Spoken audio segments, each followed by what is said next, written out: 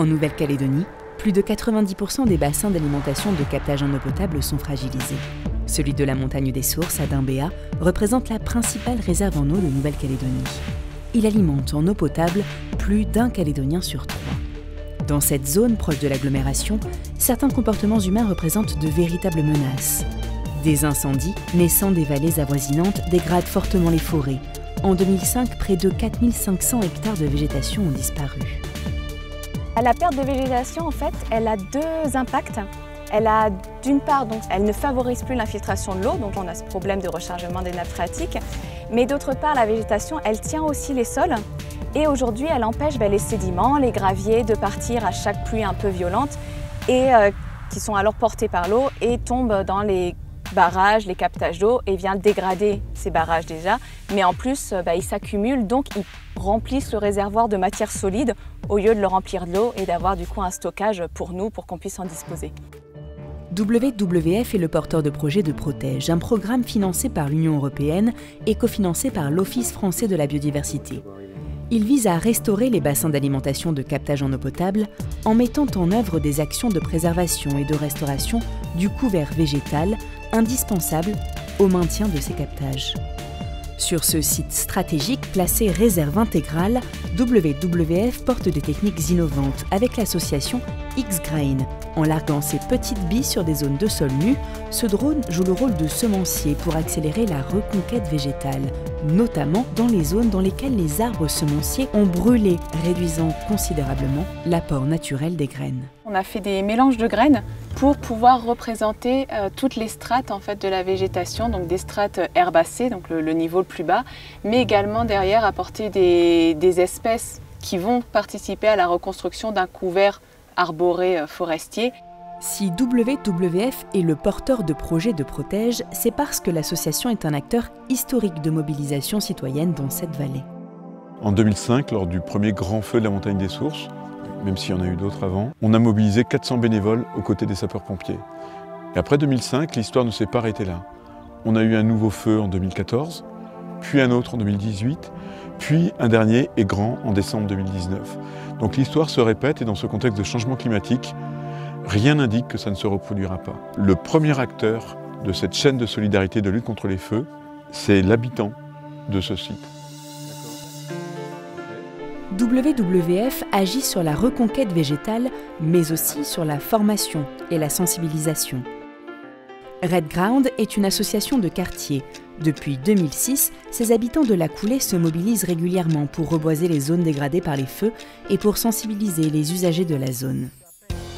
Grâce au soutien de WWF et des pompiers du Mont d'Or, et dans le cadre de Protège, ces Mont-d'Oriens ont pu bénéficier d'une formation pour mieux appréhender les incendies et ainsi donner une alerte plus efficace aux autorités compétentes lors des départs de feu. Et les difficultés qu'on rencontre, c'est que dans l'alerte, quand les gens nous appellent, on n'a pas les bonnes informations de départ, du coup on va envoyer un véhicule en reconnaissance, ça prend du temps. Alors que si on a les bonnes informations au départ, les gros moyens seront engagés tout de suite et on peut intervenir plus rapidement sur un feu de forêt, un début de feu. La collaboration que nous avons avec WWF qui nous apporte l'outil nécessaire pour veiller à ce que la vallée ne reprenne pas feu, c'est une bonne occasion pour nous de suivre ces cours, façon de dire, pour étudier les plans et puis la zone en question de notre fond, de notre vallée. À cause des matières solides qui ruissellent sur ces terres dépourvues de végétation, le barrage de la Dimbéa a perdu près de 40% de son volume initial de stockage. De nombreux acteurs se mobilisent pour protéger la montagne des Sources. Chaque année, la commune du Mont d'Or organise une semaine de l'environnement, pendant laquelle elle sensibilise notamment les scolaires, comme ici, avec 2 classes de CM2, à la découverte de leur précieuse vallée. C'est utile, ça nous apporte des informations sur les plantes. Et vous êtes fiers de participer à ça? Oui, on est fiers. WWF a profité de l'événement pour présenter aux écoliers son animation, dont les outils pédagogiques sont financés par Protège. Au programme, les enjeux des bassins versants et le lien direct entre la protection des forêts et le rôle des arbres dans le cycle de l'eau. Quand il y a de la pluie qui coule, l'arbre filtre l'eau Et puis ça descend dans des trous. Et puis ça traverse les cailloux, puis ça rentre dans les trous, des trous qui sont sous nos pieds. Et puis ça fait des nappes phréatiques. Et quand la nappe phréatique est remplie, ça sort de la colline. Ce qui m'a marqué,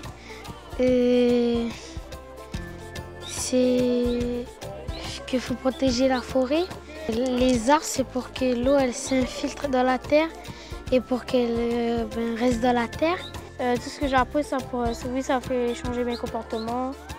Et surtout éviter de faire des feux à côté des forêts. Moi en tout cas, je vais le faire passer ce message à tous ceux que je vois, ceux que je connais et puis voilà. Plus il y aura de forêt là-haut et plus l'eau va pouvoir rentrer dans les sols et elle ne va pas descendre rapidement comme ça sur les cailloux, elle va rester dans la montagne et tu l'auras après au robinet parce qu'elle va être stockée dans la montagne. C'est pour ça que les petits arbres que tu vois tout là-haut, ils sont vraiment importants. Souvent, quand on parle de développement durable, autour de la table, il y a le tiers manquant. Le tiers manquant, c'est la nouvelle génération, les enfants, qui n'ont pas encore le droit à la parole, pas encore le droit de décider, et pourtant qui vont hériter de nos bons choix ou de nos mauvais choix. Et donc il était important, dans le cadre du projet, qu'ils soient pleinement investis dans la sensibilisation, mais également dans l'action, parce qu'on n'a pas à attendre qu'ils deviennent des adultes pour leur offrir leur espace de prise de décision et d'action.